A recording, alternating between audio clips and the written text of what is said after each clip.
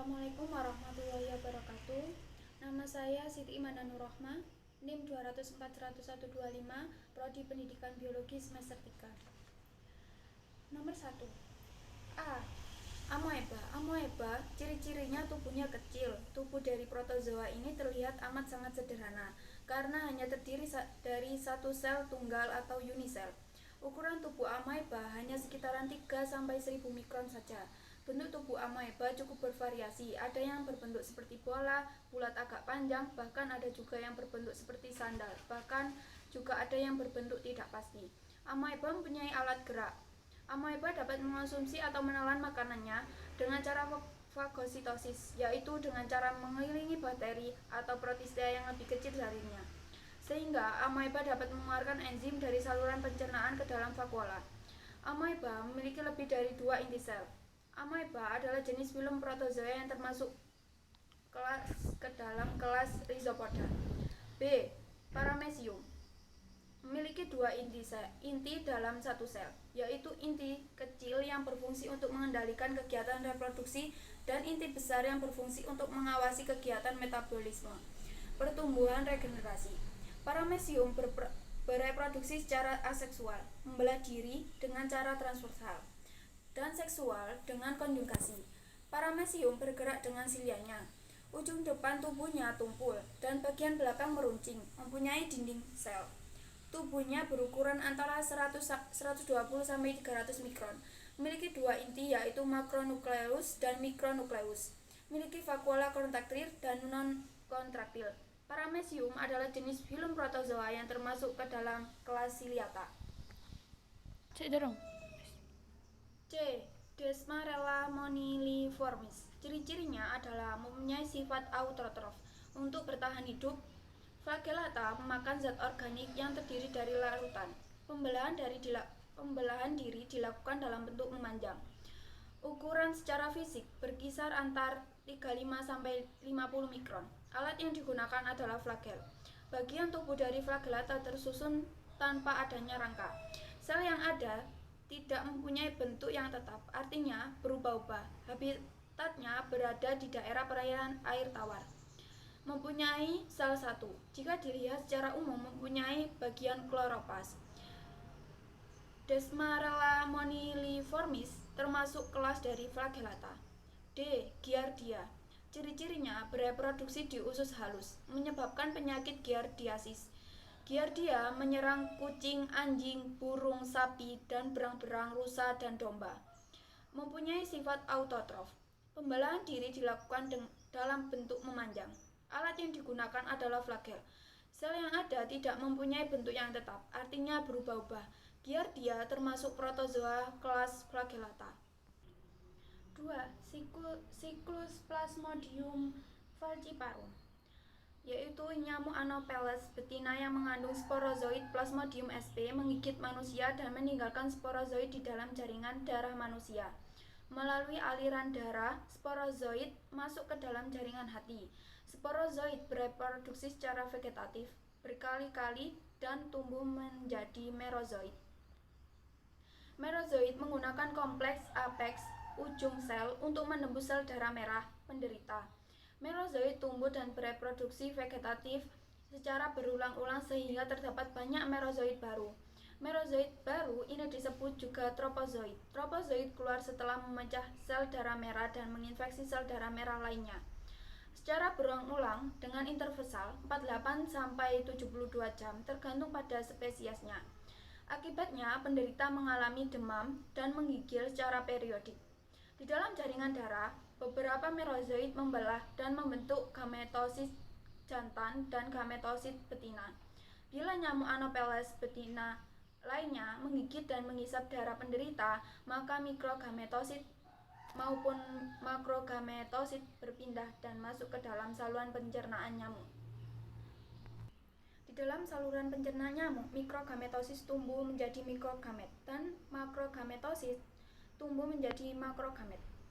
Mikrogamet dan makrogamet mengalami fertilisasi sehingga terbentuk zigot diploid yang disebut juga ookinet. Peristiwa ini merupakan reproduksi secara generatif. Ookinet masuk ke dalam dinding usus nyamuk membentuk oosista yang berdinding tebal. Di dalam oosista berkembang ribuan sporozoid. Sporozoid keluar dari dinding usus dan berpindah ke kelenjar ludah nyamuk sporozoid. Sporozoid akan mengalami siklus yang sama saat nyamuk menginfeksi orang sehat lainnya. Spesies Plasmodium menunjukkan 3 siklus hidup tahap gametosit, sporozoid, dan merozoid. Gametosis dalam nyamuk berkembang menjadi sporozoid. Para sporozoid yang ditularkan melalui air liur nyamuk masuk ke dalam aliran darah manusia. Dari sana, mereka memasuki sel parenkim hati, di mana mereka membagi dalam bentuk merozoid. Para merozoid yang dilepaskan ke dalam aliran darah dan menginfeksi sel-sel darah merah.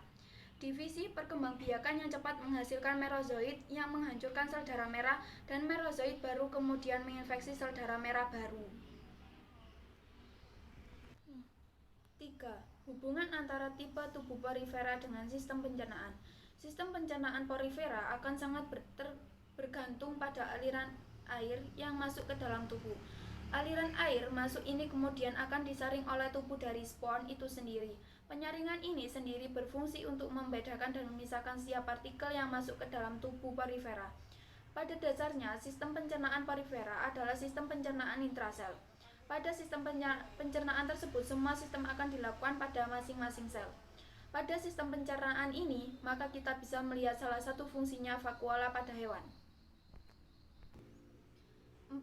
Siklus hidup Cnidaria atau ubur-ubur. Siklus hidup Cnidaria mengambil 2 generasi untuk menyelesaikan satu siklus hidup. Satu generasi tinggal pada koloni hidroida yang terdiri dari polip. Polip yang seperti bentuk ekor yang menempel pada permukaan biasanya di dasar laut, dengan cara filamen seperti akar.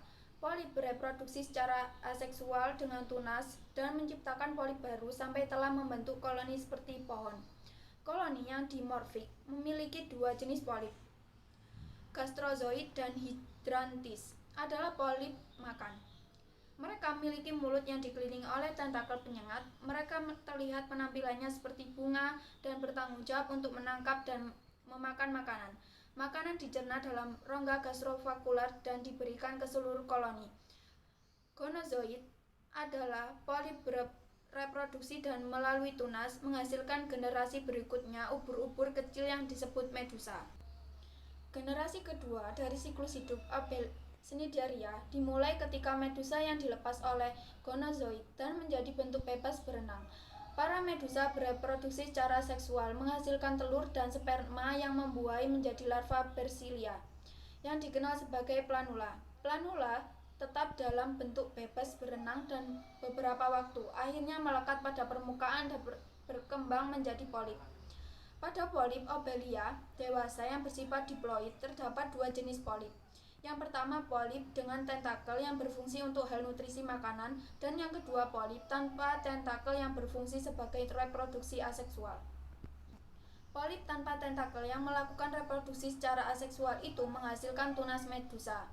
Tunas medusa kemudian lepas dari polip dan tumbuh menjadi medusa dewasa. Medusa dewasa itu ada yang menghasilkan sel telur, ovum, dan sel sperma spermatozoid. Ovum dan sperma yang dilepaskan di air bertemu dan terjadilah fertilisasi. Fertilisasi yang terjadi di air akan menghasilkan zigot. Zigot berkembang menjadi larva planula. Larva planula kemudian menempel di dasar laut dan tumbuh menjadi koloni muda dan kemudian tumbuh menjadi koloni dewasa, polip Obelia dewasa. 5.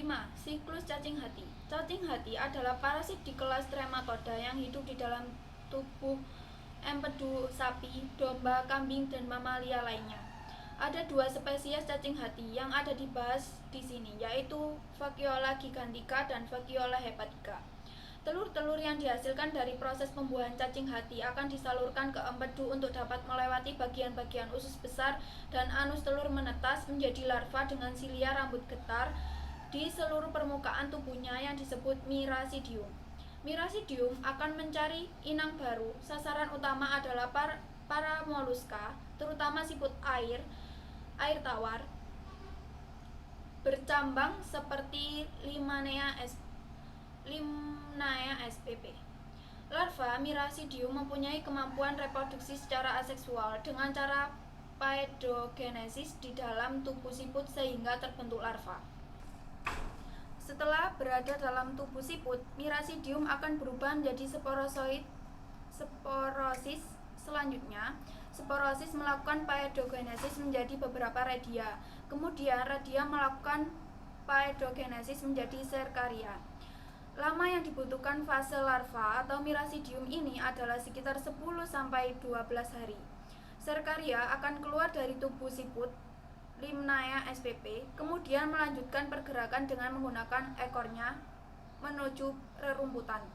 Kemudian membentuk fase metaserkaria, di mana ekor yang sebelumnya ada pada serkaria menjadi hilang. Lama periode yang dibutuhkan serkaria adalah sekitar 5-7 minggu pada kondisi yang lembab dan basah.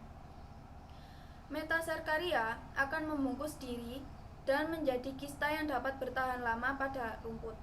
Semua mamalia yang memakan rerumputan hewan herbivora tersebut akan terinfeksi cacing ini, termasuk sapi, kambing, domba, bahkan manusia.